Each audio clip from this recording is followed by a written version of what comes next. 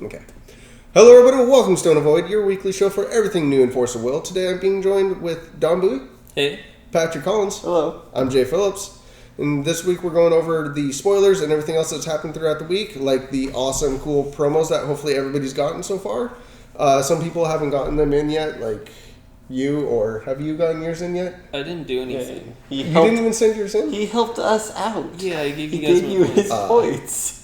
So people who don't know, the QR codes were first sent in so that we could get really cool promos. This is the ones that they ended up sending to people at VIP. If you were lower on the scale for that, you only got sent a few of the cards.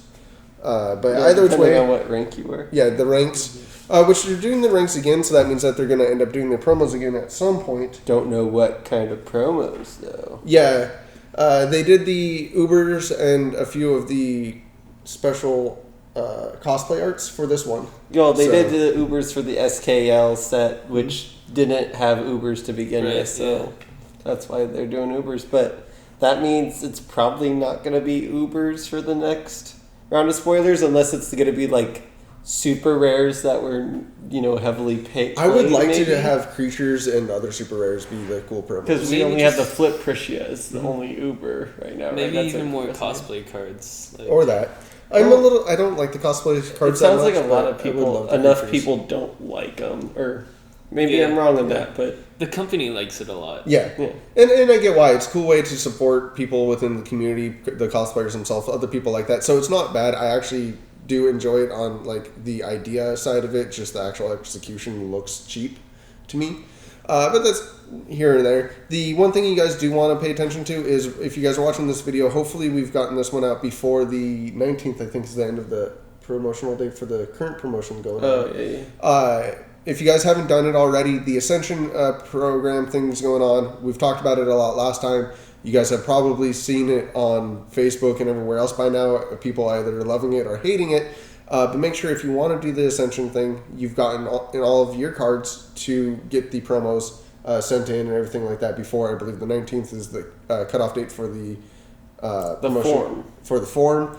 That might also include more. We don't know, but just get the form done and get everything ready for that and ready to be mailed in. Make sure that form isn't form number 0 or 2, or you're gonna have to redo it.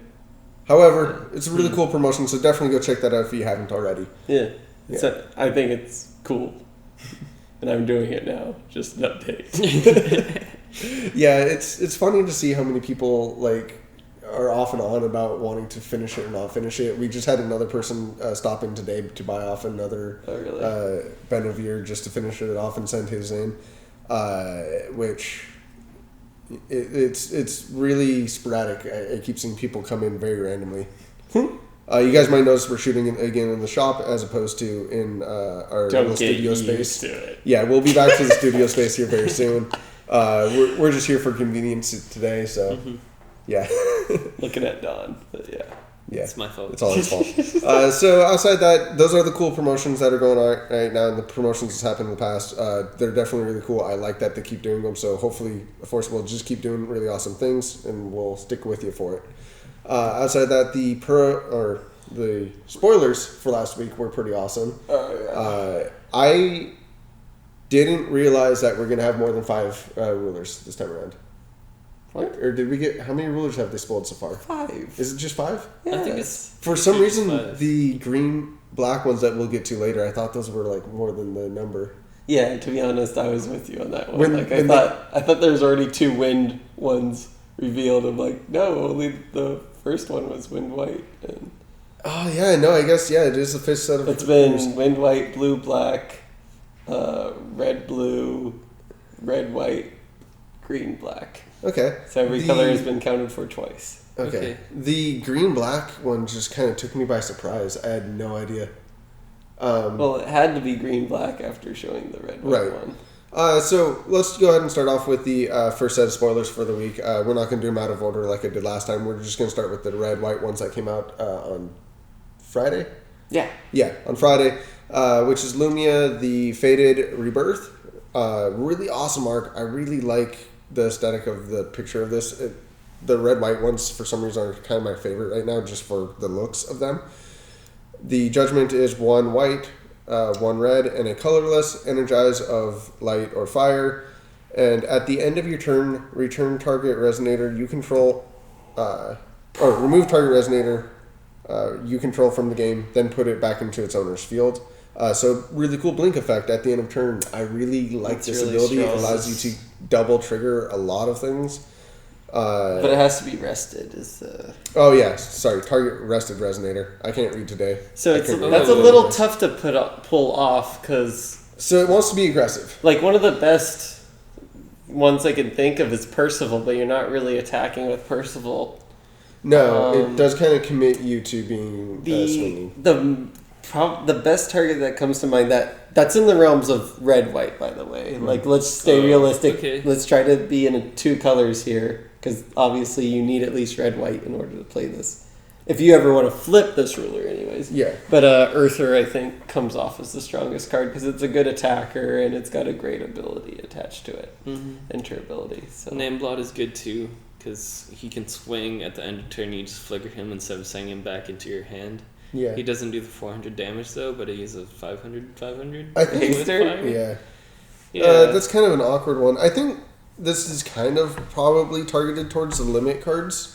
A lot of the red ones just trying to swing with the Don't they big. come back into play rested, or they just come back into play untapped? That's Right. They come into play untapped. Yeah, they come back into I play. remember because they're like they can block, but it's at the end of turn, right?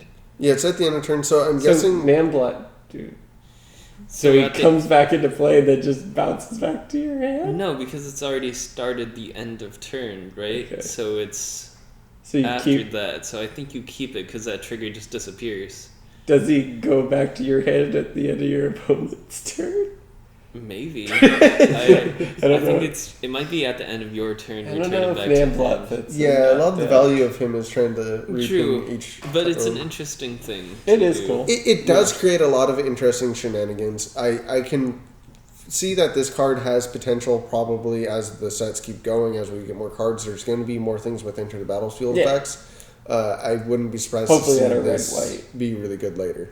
Because, I mean, I think a lot of people saw this and they're like, I was thinking, like, oh, Tama and all that stuff, but those resonators have to attack. Or find a way to tap them. There Yeah, could be but- another way to find... if we can find an alternate way of tapping down your creatures... The only thing right now is like Golden Hind. Well, And A con- Tatiana too. a convoke like Oh, ability. Tatiana is probably a really strong Oh, one to pick. yeah, summon up for Tatiana. But that's Great. that's what Yeah, like turn convoke 3 ability, Yeah. probably. My favorite card to flicker would be Timekeeper Elf. So you Just draw the- 2. So Oh, it leaves yeah, and then yeah, it enters okay. and you draw 2. That's pretty nice.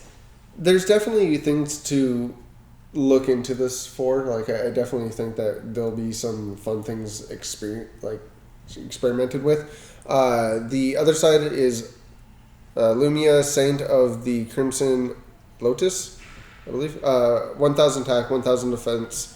Has swiftness. As this card enters your field, you may remove a card named Narlathept, the Crimson Radiance. Radiance. I was almost there. In your hand from the game. This card gains imperishable, and when this card deals damage, you gain that much life. As long as the card Narlathept is in your removed area and was removed by this effect. When this card attacks, remove target resonator from the game, then put it into the owner's field rested. So this allows you to be very aggressive against your opponent's board, or flicker your own stuff for your personal effects. However you feel best balancing that. The ability in general is pretty good. It's kind of funny that she gets the ability of the banish a card to get this permanent effect, like the luminaries or whatever they're called. I guess they're just extending that to a lot of the rulers in this block, as opposed to just the luminaries, which I thought was going to be like a set ability for them. But it's kind of cool. I enjoy seeing it on other. She's really strong. Like a lot of people think she might be the ruler to beat right now. She's really good. I really do like her. I mean, she's really cool. I guess I just have skepticism now with always like the most popular rulers because Zero was the most hyped ruler of the last set. Yeah. Zero's still good, but she's not amazing. In the set, in is it Twilight Wanderer? Twilight Wanderer. Is that it? No, Moonlit Savior. The most hyped ruler was Gil Lapis. Even though all of us were actually fighting for Shion, I think. I was fighting for Kaguya from the start. Were you? Yeah. Okay. But that's a weird affinity for that card. I definitely know I defended Shion against multiple people saying like, oh, I think Gil Lapis is great. I was like, I'm pretty sure Shion's. But this was in the world of R&R where we... Yeah, but those people thought like Gil Lapis even had a chance against R&R. Like there's rulers that still get hyped up to this like godlike level, and then they don't perform. I think the reason why this ruler could actually be the foretold good one is because it can create its own engine. The fact that it blinks something and that loops an effect for free, and it's a self-built-in engine card. There's a lot of value with all your cards that you're playing. You're not trying to do anything necessarily in particular. You just receive a cool bonus for having her. I think that's where she can start being really good. And then when she flips, she does what she wants to do very, very well. When we lose Death Scythe, which we'll inevitably do, having an imperishable on your ruler is going to be a lot more valuable. And I think we'll see a ruler like her become very powerful as the sets keep coming out. Maybe not necessarily right off the bat, but I think she's always going to be something you want to think about when you're playing in these colors. I can see that. I mean, she definitely is a strong ruler, no doubt about it. Just like Zero is a strong ruler, just, not really the greatest time, I guess, for Zero. Not the right meta-for it. This ruler might... You gotta look for the things. This ruler might dominate the meta. She also comes with one of the better ditch this card to get in abilities out of all of the other ones I've seen. Especially since for the attack and power that the Narcoleptic, the Crimson Radiance actually is, for 1 red, 1 light, you get a 700/700 body, which I think is phenomenal. It does have a limit of 1, a little bit awkward, but you can blink it, so you can reset her at the end of turn. An Awakening of 1 light. When this card enters the field, remove target resonator from the game. When this card leaves the field from a non-field zone, put the removed card back to its owner's field. Awakening for 1 red. When this card enters the field, you may play a light or fire chant with total cost of 3 or less from your hand without paying the cost, which is insane. This card together is just nuts. Also, notice that the Awakening for the light and the leaving battlefield effect are split. So if you find a way to blink this before that, when you target it and it entered and it removed the card, you can then blink it and keep the thing permanently exiled, and then put it back in and get rid of another thing. So you can remove 2 things at once with her. If you have a blink effect, when you pay the red, you cast something with 3 costs. So you could maybe that has a blink effect off of it. Are you allowed to awaken something that comes from a removed area? You can't. You can't. It's only when you cast. But still, it's permanently, you can permanently remove one thing. That's fine. But just the fact that would have been sweet if you could keep abusing that. My bad. This card is pretty insane, and the limit 1 is actually, you probably want to actually bounce this thing back to your hand and recast it for 4 again, and get rid of the thing and play a 3 cost or less again. But this card is pretty nuts. For limit, does the limit counter go away at end of turn? No, limits go away when it attacks or blocks. Yeah. Okay. I forget if you have to return it at the end of turn or at the beginning of your turn, though. Yeah, this one has so much text on it, it doesn't explain the limit for this card, but that's fine. At end of turn, if there are no limit counters on this card. Oh, yeah, but it doesn't explain how to remove them and stuff. It doesn't have the main explanation. That's something they have to put on there, otherwise it doesn't do it. Okay, so this is good to know, because it says if there are no limit counters on this card, return it to its owner's hand at the end of turn. Right. So this could be even on your opponent's turn. So if you block on your opponent's turn, you have to return it to your hand. Right. Which is fine, because this is a card you kind of want to have in your hand. Okay. Replaying this card, removing things is very, very valuable. I think this card will see play, maybe not even just in her deck. Mm-hmm. Although I think you want to play her. I think this is one of the reasons why what makes the deck a little bit better than the actual luminaries that we've seen. Okay. Even though she doesn't have mana or whatever. I think this is a really good card. So, Priest of Divine Protection for 1 fire, 1 light, 1 colorless. It is a 700 attack, 700 defense. Quick cast. When this card enters the field, if it was played from your hand, remove another target resonator you control from the game, then put into the owner's field rested. This card's nuts. They should have just had the block enter on this card.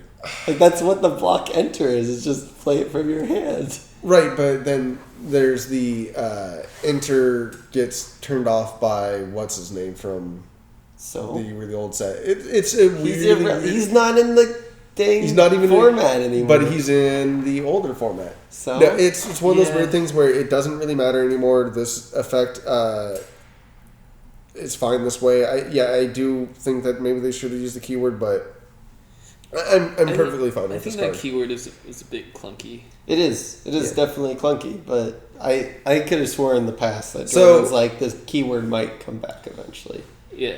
For something that's like too broken if it was repeatedly like... I'm just going to say really quick, this card's nuts. You think it's good? I think this card is called Restoration Angel in Magic and is insane. Restoration in Magic, Angel in Magic, though, had flying. Don't you think that was pretty relevant? No. I mean, it's relevant in this way that its effect worked. I think the flying was a small perk. I think this is going to be more damaging in the long run. Do you think that blocking and then removing it before damage is dealt is better? That in Magic it is, but I still think this card is insane. I'm surprised it's a common. I think this is the... If you want the blink effects and get multiple effect triggers, that the ruler Lumia kind of does it okay at the end of turn, but this gets to allow you to choose your timing. It allows you to save something from dying from a removal spell. It allows you to choose how you interact with the board. I think this one will be the preferred way of blinking something. And it's a decent body. And it has quick cast. Yeah, I mean, instant earther would be kind of cool if you have one on the field. I mean, just think of, even if you had the big Lancelot that taps and takes all the damage, as he's about ready to take Arthur? Yeah. As he's about ready to take the last bit of damage, you blink him out and put him back in. Like, then they still have to attack him. Yeah, because he's tapped. Does it put him back in the rested? Yeah. Yeah, so it would just reset all that, and they'd still have to deal with him. It's just funny how this card can interact with the board and at instant speed for you. I think this will be good, and especially as a pseudo counter to people playing removal spells on your creatures. Mm-hmm. Yeah, I think that's pretty good. Mm-hmm. The fact that it comes into play rested, though, is a little alarming. It does. I almost didn't realize that when I was looking at the card. It's a little bit bothersome, but because blocking in this game doesn't really matter in the same way, I don't think it's too big. It combos with the ruler side of Lumia. So you flash in something, maybe you want it to get another, to enter the battlefield. So then it works amazing with her on that, because then you can continually trigger that. So that's really cool. This can be a very powerful engine if we find a card that draws you really well within these colors. I almost feel like we're not going to see anything like that, though. At least not until Earther, mana wise, 3 or above. Because we already said, what's her name? Percival is probably the best 1-drop to bounce right now. I don't know of any good 2-drops. I mean, I know there's white ones that can destroy additions. Yeah. Are we going into different colors, or just red? Just red. I mean, you can go into different colors if you want, but for most of these rulers, I don't see them splashing into. Definitely not 5 colors. Maybe a third. The black-blue enters for the tokens might be cool. Yeah, like that would be cool, but that's guaranteed adding another 2 colors though. Yeah, which is kind of rough. I'm just saying, like, if the more colors you put in, the less likely you're gonna flip her. But that may be you're playing a control game, which I think is perfectly fine. But to me, she looks like a very aggro ruler, like just swinging in. But the fact that she does have quick cast creatures does mean that she can be a control deck too. Like Yes. This is a She's very pretty split, versatile. yeah, a very split like concept. Yeah. Do you think she's a good mid-range ruler, or do you think she could be whatever the heck she wants to be? I think she can be whatever she wants to be, but I think you're gonna try a mid-range deck with her. Like, first. you think that's where she fits in Yes, best? I think you're not wrong with that one. Okay. I'm excited about it. Yeah, it's a very interesting ruler. I think I would be more excited about it if not everyone else was already excited about it. Well, I think even her common spells are just bonkers. Like the next one, which is the Crimson Ray, for 1 fire, 1 light. It is a quick cast. This deals 600 damage to target player or J/Resonator. You gain 600 life, so that can pivot you 1200 damage in between life totals. Oh, yeah. So, I mean, that's a huge swing for 2 mana. Yeah, it's kind of like, it's really funny because Force of Will seemed very hesitant on gaining life spells, and now they're getting a little more like, maybe we should up the notch a little bit on these life gains. I mean, this card is really bonkers. So you can kill something outright, or you can just split the life total 1200 damage.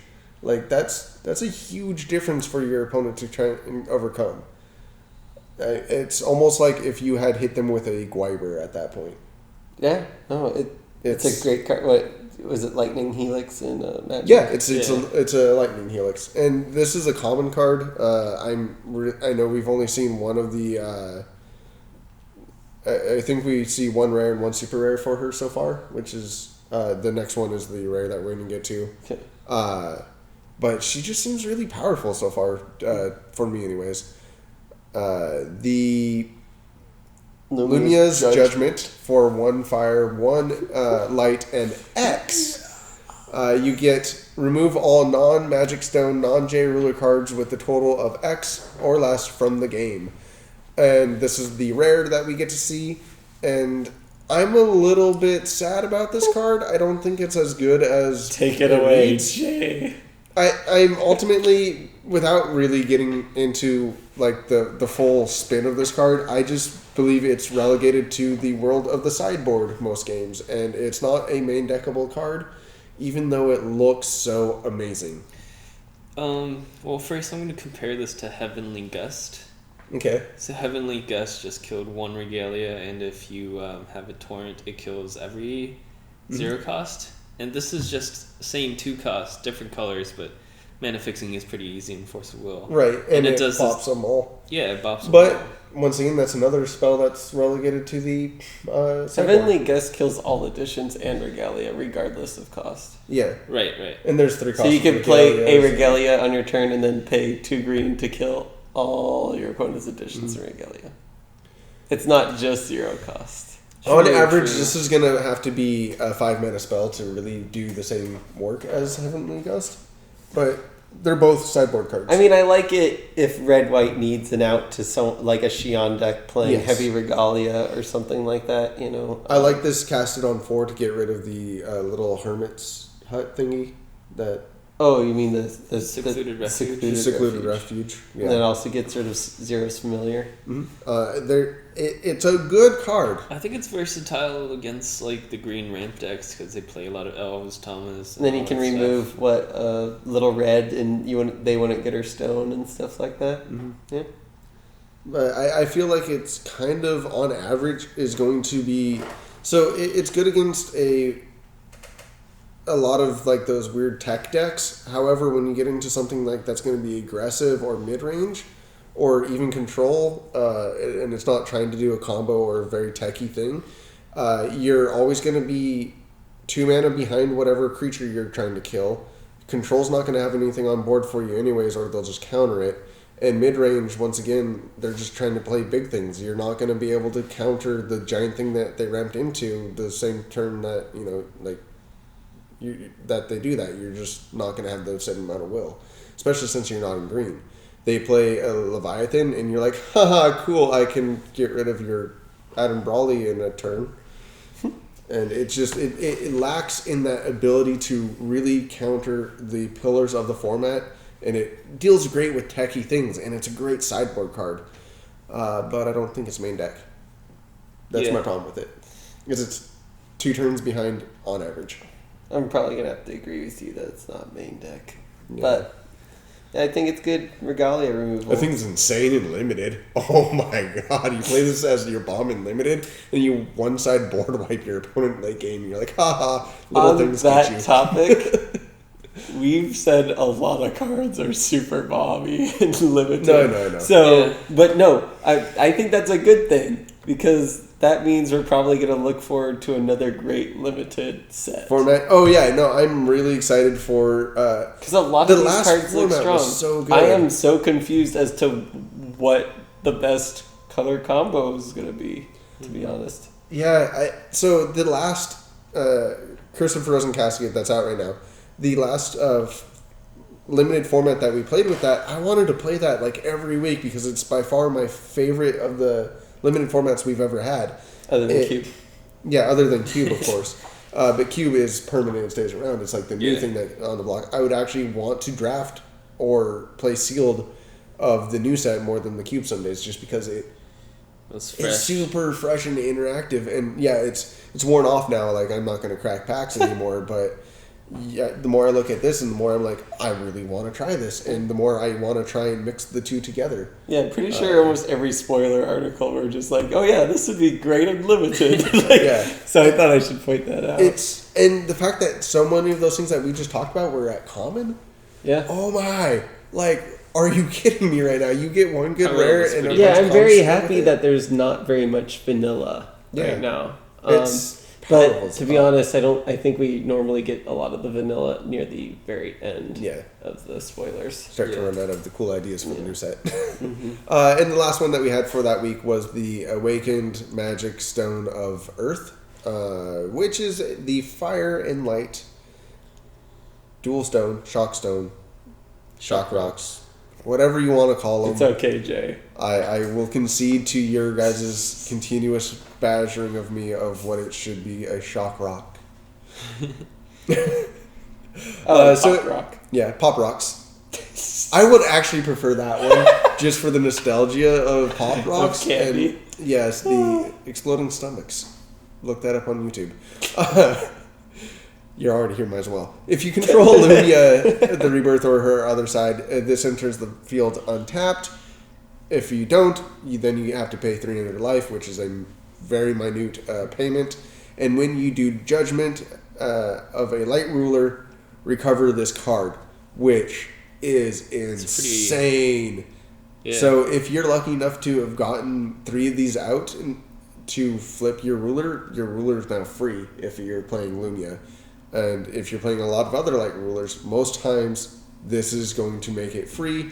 Even if you're playing Fairy Alice, you now get to at least get a small rebate back for your 8 mana of why are you playing fairies. But no matter how you spin this is a really cool stone ability. It's passive, so you just get it. It's nice. I like it. It's a clean stone design. I wish it also worked for fire. Very strong stone. Yeah. Yeah. White needs a buff though. Million, get a free stone. Untap this dude, or like just any Stones other white ruler that gets you a free stone that enters. Yeah, it's really strong. No, I really like the stone. It's one of the better ones I think. I wish the other colors got something similar to this too. Well, they've all the other ones were very centered around what they wanted to do. Yeah, niche. That one's just really good if you so happen to have a yellow ruler. Yeah. So next up we have a really awesome designed ruler for the black-green spoilers.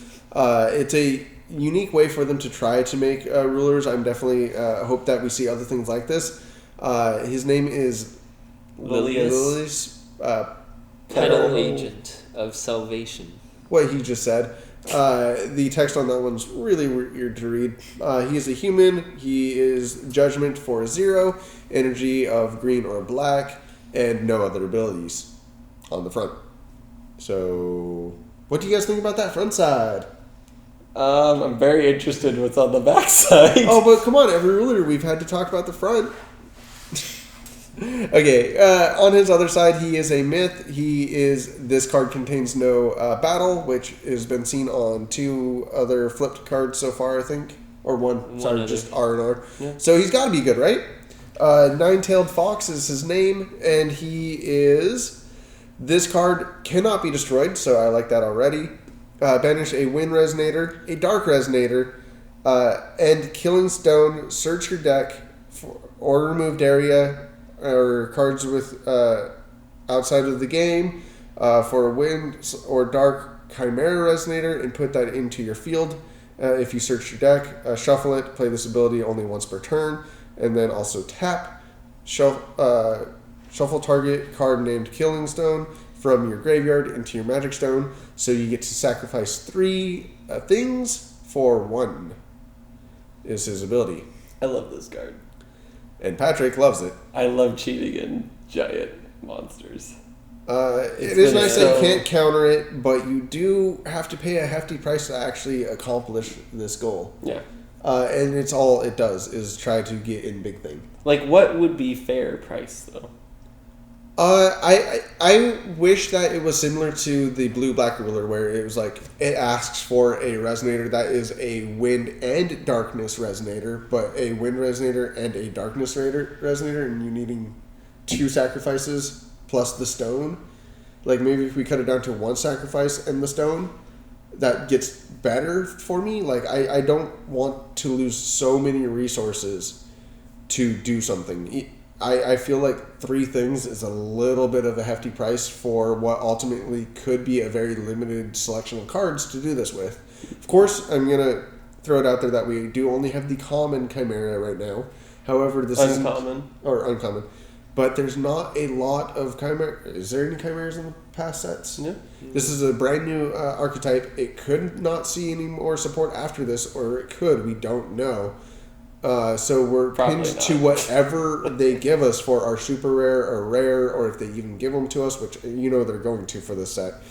But it is very hard to judge this ruler without seeing those cards, and at the same time, maintaining those 3 abilities, flipping and doing all of this is very, very sketchy. You have to already be flipped, because if you do judgment, they're going to kill your stuff in response. Or make sure they're tapped out. Like it's one of those cards where I don't see how it's consistently good. I think it could be. I love it so much. It's green black. I like think the 2 best control colors in the game. Yeah, it is. You can just play control and little tiny dudes. That's all you need in your deck. You have 40 slots for just cards that draw cards and cards that kill cards. And then sack your mini dudes. So you get your Chimera. You're now like putting everything on the idea that your best cards are in your sideboard, yeah? Yeah. And you're trying to summon them from out of there. I mean, I get it, but then again, you need these Chimeras to then be so good that your main deck can win by itself. I think it could be toolboxy. Like, I think this has a lot of potential to be great. We only got 1 uncommon. And let's quickly get over to that card real quick so that we can have a real discussion about this ruler and if it can be a toolbox. But first we got to talk about his stone, because that's the first one that they really wanted to show us. So the Killing Stone is, of course, the green-black stone. Treat this as a wind and darkness stone, like all of them are treated as their main colors. If your J ruler isn't Lilias or whatever, the Lilias petal, or the Nine-Tailed Fox, this card enters rested unless you pay 300. So blah blah blah. We've heard that before. When this card is put into graveyard from your field, your opponent loses 100 life and you gain 100 life. A very minor effect. Doubt that's going to really add up too much. However, our Chimera, for converted total cost of 7, for 1 darkness, 1 light, and 5, we get a 15/15, so good stats for attack and defense, but a little overpriced. But of course, you're not going to be playing him that way. It's the Amit Beast of Gluttony. Gluttony.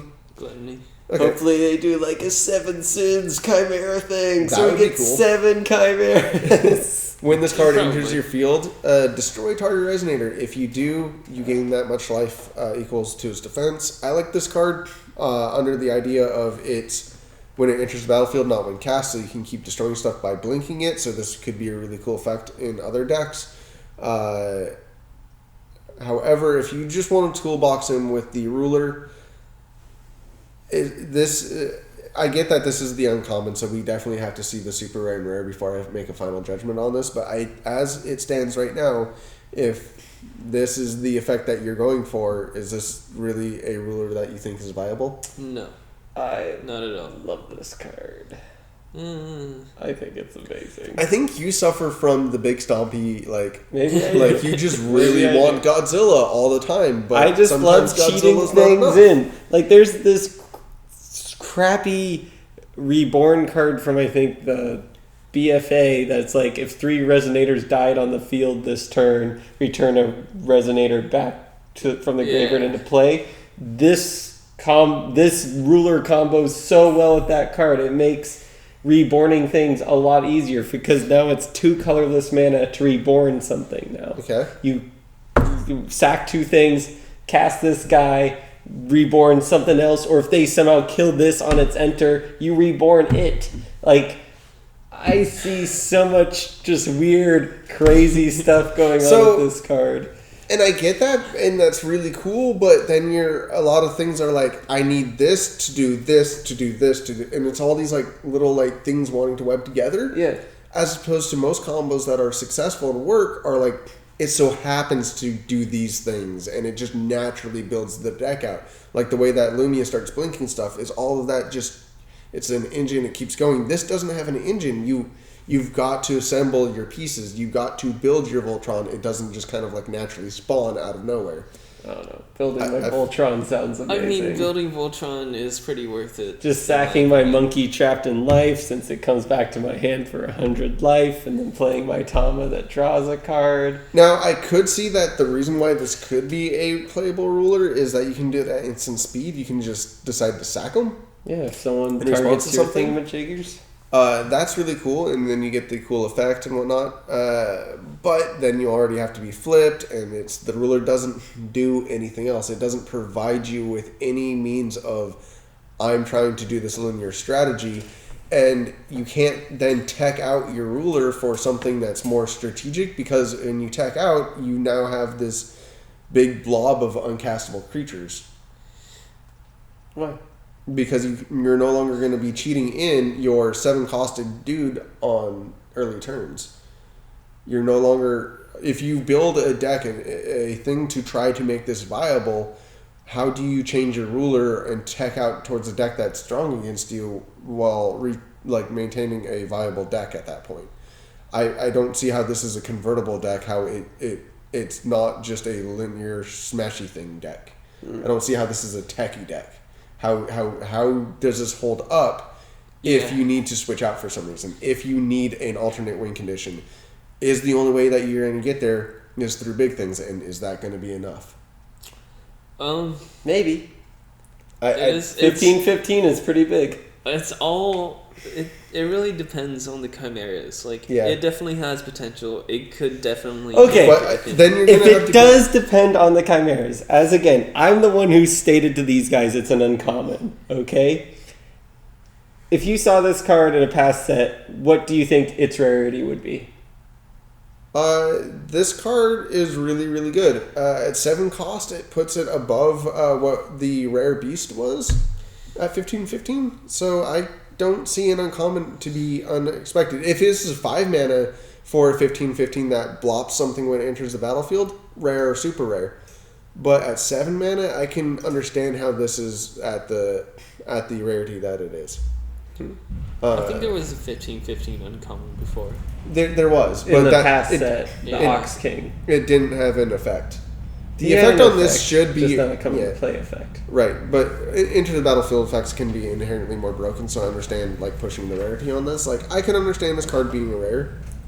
That's what I'm saying. However, There's got to in be this something game, better out there. a rare does not always equate good. as sometimes I've seen commons in this game outshine any other cards in the game. I mean... Yeah, I mean... I think this deck only needs, like... Doesn't need much. It doesn't need much, but it does... It's very linear. I'm gonna... Like, if you love linear. No, and that's cool. I think this is a cool deck for some people. I would not throw all my eggs in a basket in any deck I build, so this is not a card for me. Yeah. And it's not something I'm willing to, like, just hope that there's something so good that it's brokenly good. Because that's another problem. If you build a Chimera so good that you have to play this ruler, that can be a problem. Right. You can turn this into a must-play meta ruler, and I don't think they want a game where everybody wants to cast this one Chimera. I don't think that's a thing that they're gonna let happen. No, you said you wanted to see more rulers like this. How would they make a perfectly designed ruler that can be in a competitive meta? An ability on the front? Add something to the front. Give him more diversity. You know, just do something other than one single ability. I think this would be fine. Like, okay, so give me a ruler that puts into play the bunny rabbit. Maybe that's the cool thing it summons, because that's overwhelmingly, like, it's just harmless in most cases. But then it does a really cool bouncing effect or does something else. Like, just, I don't need the biggest, bestest creatures. I just need my ruler to be a little bit more versatile, or have it to where I can sideboard out to a different ruler and the deck doesn't suffer for it. I find this, like, that you don't have much choices in this deck. You build the Chimera deck. Yeah. And if everybody ends up building the Chimera deck, then I win. No, then we have a very stale meta, and we do. But I'm happy. But this doesn't create variance and diversity in your game. I don't think that this is like.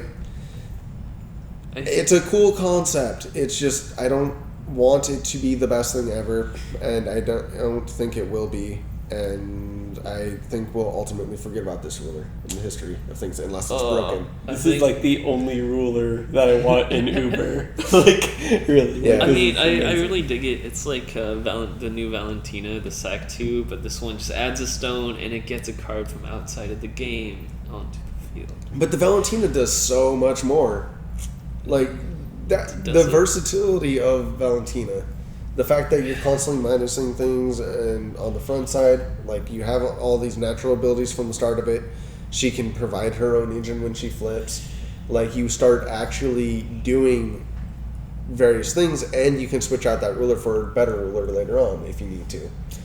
Yeah, it is more versatile. Mm-hmm. I could actually possibly see you putting Chimeras in the side of the, like, a green, blue, black build, and having that ruler as, like, a weird, like, there's a deck that can't deal with this Chimera.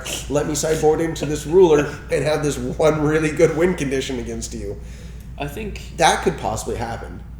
I don't know if because when you build a solid pure deck around that, it's not as versatile as opposed to, like, it being, like, a sub-theme. And when it's a sub-theme, you might as well have a better ruler from the start that so happens to cast the Chimera anyways. Yeah. If you can cheat it in other ways, might as well cheat it in other ways and still have those cool effects. And not go down with 3 resources. I'm going to say the only thing that can make the Chimera deck playable is that it gets hexproof or indestructible. And indestructible would be broken. Yeah, let's just not deal with this until we see more. I know you really want this card to be good. I don't want it to be, and you're somewhere. I'm somewhere in the middle. Green black is the colors of Godzilla, dude. Yes. For 1 darkness, 1 wind, we have Messenger Lilias Petals. Messenger of Lilias Petals. Yes. That one guy that we just talked a whole bunch about that I still can't say his name. 600 attack, 600 defense. It is a beast, which is the best part of this card because beasts are awesome support. It's a 2-mana 6/6. Yeah. 2 mana 6/6, but it's also Beast, which makes it better. Okay. When this card enters the field, search your Magic Stone deck for a special Magic Stone and reveal it. Then shuffle your the rest of your Magic Stones deck and put it on top of it. I remember when that used to be there's a super super rare. Yeah, there's a super rare that is for 2 green and a colorless that does this effect. And it's this is way innate. better. And it's a dragon. It's terrible. It's a terrible card, but it still sees cube play, and this is replacing that card in cube. But it had another effect, right? It No. gave some. Did it give something maybe. flying? Oh, it gave Times a to give buff. Flying No, in it doesn't the have flying. It gave a itself buff, didn't it? There's no flying on It the gave card. like a 400 attack buff or something. It's Yeah. ultimately not as good as this card is, Yeah. and it's a dragon, which is a weaker archetype than Beast. Beast is a better archetype.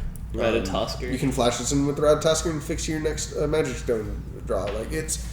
This is the better version of it, and it's a common, and I'm glad to see it because I needed a better version of that card. But ultimately, I don't know how much it will see play. Yeah, I don't No. know. I think it's thank you guys for giving me a better cube card. Lilias Petal's Assistant, 1 darkness, 1 light for a 5 and 1 color for a 500 attack, 500 defense. She is a wizard. When this card enters the field, put the target wind or dark resonator with total cost 1 from your graveyard into your field. So this could help you field the combo for the Chimera, which is kind of cool. However, once again, for 3 cost, a 500/500 is incredibly bad. It needs to be a combo card, or otherwise it's not going to see. Yeah, if it's ever going to see play, it's only in this deck. It's only in the Lilias Petal deck. No, that's really awesome. That as soon as you get that back in there, you could trigger off the Lilias and actually go into get the Chimera immediately, which is really nice. However, a lot of times, that's what you're trying to do, if your opponent's not tapped out and you play this card in response, you're just going to kill it. So you can't sack both of them at the same time, which is kind of a bummer. However, you should be able to get that engine going anyways, and hopefully. If they killed this card with like an actual kill spell, I feel like I would win. I know because fight. You're just at that point you're not keeping up your momentum. I don't know. Like you're probably grabbing a Tama out of your deck, and then you're drawing a card off that Tama. Yeah. Like I don't find that bad. I don't know what else you're grabbing out of your grave. And you're not playing a hard 4 of that card at any time. Potential it's weird. 1 card for 2 other cards. I don't feel bad about people killing that card. And the last one for this week... We need week... to talk about this card, by the way. The last one for this week, which is a really awesome card, which I like a lot. You like Magic Stone Life Form for 1 green, 300 attack, 300 defense. When this card is put into the graveyard from your field, produce either a light, a fire, a water, a wind, or a dark. And why is this not a rabbit? Why is this card good? Everyone online is talking about this card is crazy, and I just don't understand. I only see like a combo with Levitine, and that's it. Any sack engine that allows you to combo out with this. So this is really cool. If you sack this with Adam Brawley, you get to draw a card and produce 2 will. And draw a card. Blue. You need to sack. So you always sack a blue thing. Okay. But you sack a blue thing, and then you get 2 mana off of like the Adam Brawley trigger and this trigger, and like there's just a bunch of cool small combos where this just mana ramps you really, really fun. Also, if they kill it, now you can produce a wind, and now you have a wind up to counter something maybe, or like it just kind of fits small niches. I don't think this is a great card by any means, and I don't know how much play it'll actually see. I just really like this ability, and I wish this was the ability that all of the rabbits kind of had in more of a I think this is better than the Valentina concrete deck. way. But ultimately, this is kind of the rabbit that produces the 1 light or, 1 wind or 1 moon. I think this is like Turbo Gwyber, because you only need this and a Levitane and then Gwyber. Why is this a Gwyber card? No, it needs you to can't die do to this with produce a Gwyber. mana. If he dies, Gwyber can't be summoned anymore. Because they have pay to the mana cost, stay and in then play. it's on the stack. Because when it enters, you pay the mana cost of whatever it is of like the 5, right? I don't. What are you talking about? So this is what Don's saying. So this card is one of the 2 creatures you played, field, right? And you're casting Gwyber, you sack this guy. No, because you had to when you declare that you're casting that, you have to pay the cost. Then you can't use this on the field and then sack it for the cost because you have to choose. Because Okay, so the dragons that that either get a cost reduction or cost increase from the hand size, they don't count themselves when you're playing. Right. So. But when you declare it, you have to make all payments then. You have to make all payments. So it's the same way of the one that taps. So remember how Convoke works in general? You can't both tap and sack a Eldrazi spawn to pay for it. That's how that ruling works. I get you. Yeah. Sorry, I just went into Magic World for you, but we're both Magic judges, so this is something he's actually had a problem with in the past, as you can't tap the Eldrazi spawn and sack it for the mana at the same time. All payment is paid at once, and it being on field is a part of the cost reduction.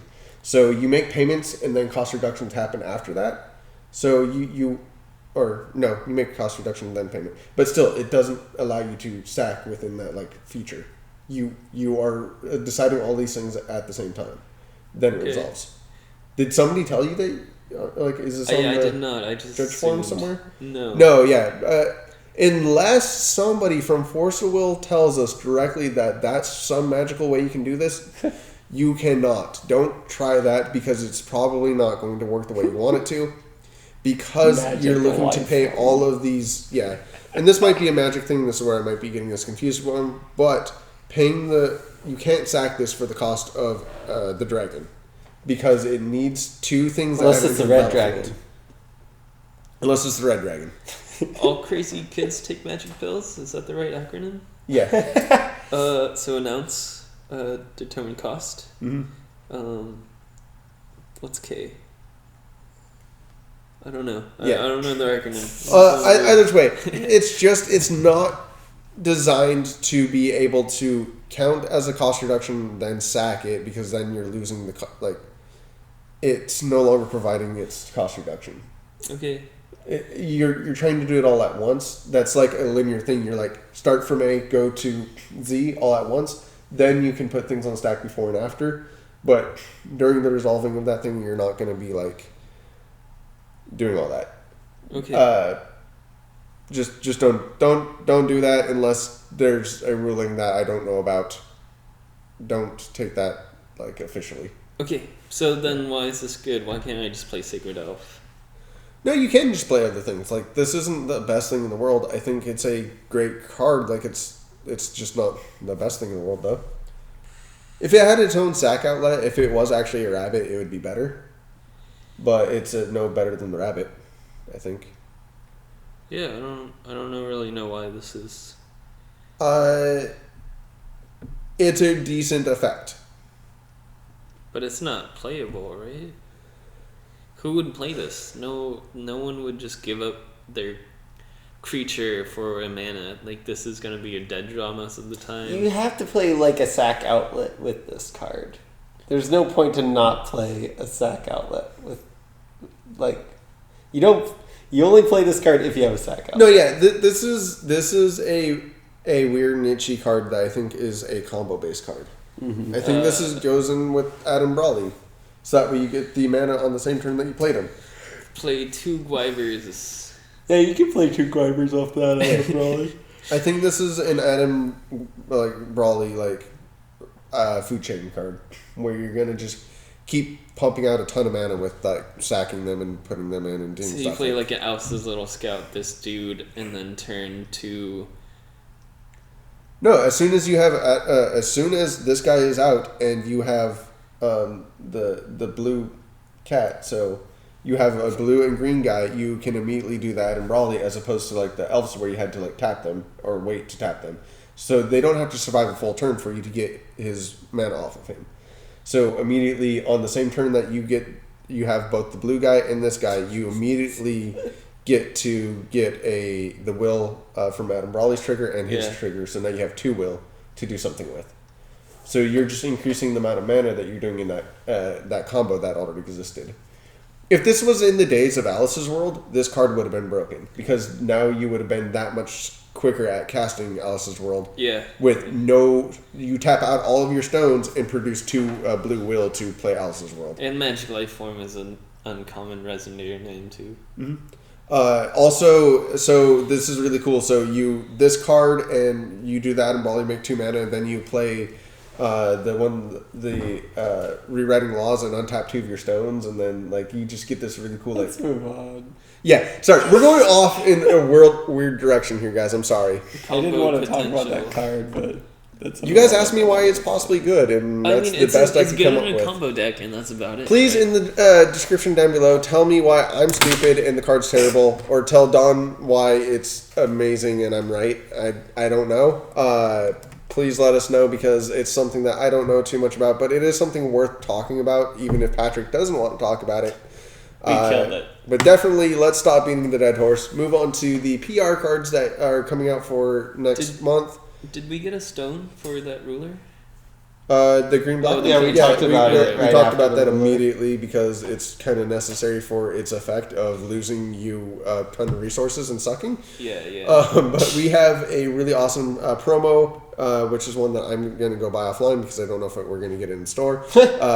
Because who it knows anymore? Which is Prisia, the exploding flame. That one for 1 wind, 1 fire, and 1 colorless. It is the Christmas promo, which is super awesome. Has swiftness, precision. Because it's red and green. Yeah, it does have like presents in the background and some jingle bells, which is kind of cool. But I mean, it's also just a card that I really, really love because when it dies, it deals 500 damage to your opponent, and it's a 700, 400 It's attack. just a really good aggro and It can gain control flying. and mid range. It's just good play it always. It's just a good card. Yeah. It's such a good card. Just doesn't have a downside. It really doesn't. And then the other one's a little bit lackluster with Yawin, Knight of Lions for 1 fire and 2 colorless, He's really 600 cool, attack, though. 600 defense. It's a Knight of Round Table. As long as you control a beast, this card gains swiftness and first strike. It gains 200 for each beast you control. When this card attacks, it deals 200 damage to each resonator. Cool abilities, really, really awesome. Kind of a shame it's on a Knight of the Round Table because that's not a strategy that the Knights are going for in the first place. So it's not played in the Knights deck, so it's played with the beasts. And it's a red card, so it's not green, and it doesn't trigger the beast things. You can't cast it super fast because it doesn't have a beast typing. So it's kind of like I wish this was on a different card. But it's a cool card. Ultimately, has I not really seen like any the play. art. That lion's very cute, wrapped in ribbons. The art's really cool. That started on November 1st. Is Persia a beast? Yes, she is. Persia is a beast, which makes her that much better, and she's Yeah. green. We also have the Legacy Lost pre-release kit stuff. I don't like the lettering for Legacy Lost of the brown text. It looks. Oh, I love it, dude. It doesn't fit well when you try to put it on any sort of That's what I think about it. Yeah. But we have Hera, which is amazing for the full art card.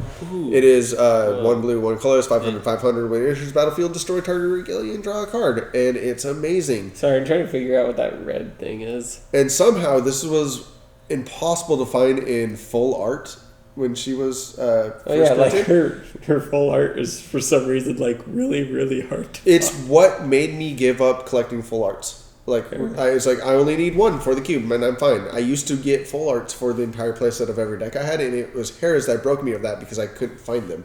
I couldn't buy them. I couldn't find them. I couldn't do anything. Now there's a lot more of them, but I think the first printing of her just didn't have them as much or something. And then there's the playmat, which is the red-blue ruler. Okay, so yeah, that's the red. So the red blue ruler Soul. Yeah, he's Soul. a playmat for this pre-release event. So I think in one of our last videos we said this was actually the buy a box promo, which it was at the time, but they switched it. So now the new buy a box promo playmat is all 5 of the rulers. Okay. Cool. Not a big fan of this art. I'm not a fan of this art. Yeah. And I like the aesthetic of this art, like the style aesthetic on some arts, but because this is so gray and washed out, I don't like the look aesthetic on this one. They're really well drawn arts, they look really nice and so forth, but I think aesthetically it's just not pleasing to me for this one. I mean, the guy's shade kind on of the guy who did boring, it. and I think the creature's kind of cool, but the guy is really boring, and I don't. But don't the like creature the is really creature. flat when he's hugely he's dimensional. But no, the but I creature has more like his to it. design, but not necessarily his execution. Yeah, I feel like I think what this feels like is and like I said, no shade on the artist. I love all the art that happens out here. But it almost feels like the artist drew this as a small creature to go along with him, and then at some point he was just like, "Oh, you guys meant for him to be his own card," and like blew him up on like Photoshop and made him bigger for his own card. I feel like he was ultimately originally drawn smaller, is what it looks like to me. That's because of the way that the tongue and the eyes ultimately look really flat, and the face looks like traditional tattoo style art, like it's flat. That's what it looks like to me. I don't know. Jay knows his art. Just saying. Also, it looks like I mean, it's all digital art. This was all drawn on a computer. Yeah, it looks too toyish. Yeah. It doesn't look menacing or something. It just doesn't fit the aesthetic of most of the art in the game as it stands. Now, I'm super glad that the game does have different art styles and whatnot. So, once again, it's just different. But either which way, everything else looks really, really good. And you just clicked on. That's the one thing that I don't know much about. Go ahead and take it away for the Battle Simulator of Force of Will. Okay, so for all you guys so curious about the Force of Will Battle Simulator, there is somebody actually that is not Jordan who's trying to help us make it better. So before everything explodes, he's not, there's no online matchmaking as of yet, but he is working on it. Just be patient, everybody. But there are updates, so you will be able to play now, because there are, well, not right now, but soon, they're going to make a CPU opponent. Apparently the CPU won't be that good, but at least you'll get to actually do some playtesting. You know, some is better than nothing, right? Yeah, I mean, sometimes you just want a goldfish and against sometimes something. I mean, and I know some of you guys just want to play the game just to see if you like it. So I mean, that'll be fine. You know, you'll play some terrible computer and you'll be like, hey, you know, I like the game, I don't like the game. Great. You know, I mean, I don't want you to get in the game if you don't like the game. You know, I want to play with people who want to actually play this game, which is perfectly fine. Although, real quick side click to that, whenever somebody new walks in and wants to learn how to play Magic the Gathering, I immediately shove them onto like one of the Duels of Planeswalkers or online video games for Magic the Gathering, because it actually makes a really good digital game. But for Yu-Gi-Oh! Or Forces of Will, I don't recommend players picking those up digitally to try them out. I don't think they work as digital games. I mean, the old Yu-Gi-Oh did. The old Yu-Gi-Oh did, but now there's too many effects. There's too much time. There's too much nuance to them to actually make a quick, cohesive game out of it. They usually seem to make a player go this, and it becomes really slow and dragged out. As to where Magic, you can just rapid speed click through that thing and actually still play.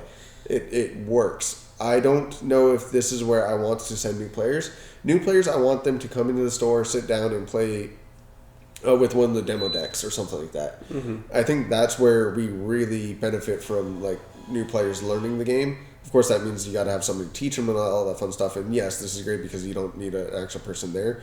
But I'm really iffy about saying that this is how a player should learn if they like it or not. I think that's a fine. Bad first look at the game. Yeah. I think this is better for people who want to play test. But this is I'm talking, and I guess I didn't make myself clear. Yeah. This is for the people who have a hard time getting to a store. Right. So, I mean, for those people, now you have a chance to see if you actually like the game or not. But you could always wait until the opponent matchmaking thing comes out, and I'm kind of with you there. But I think they're gonna, once the new set comes out, I think the new cards will be uploaded onto the game. The thing that I love about this guy, I don't remember his name, but you can talk to him on Facebook. He's got his own page, and you can talk to him about bugs or how do you think he could improve the game. You know, please don't just yell at him hey, make matchmaking. He gets enough of that as it is.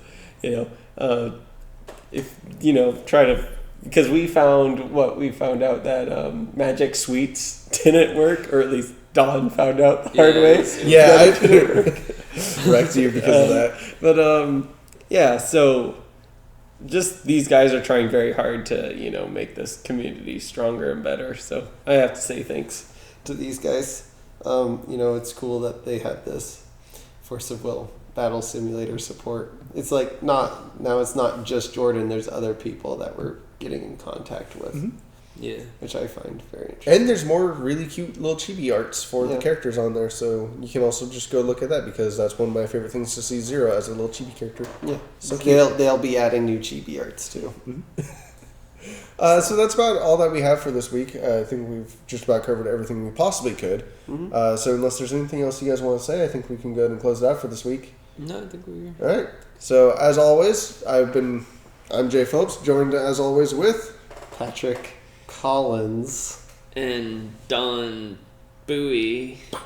Thank you guys. Have a good one. Have a good one.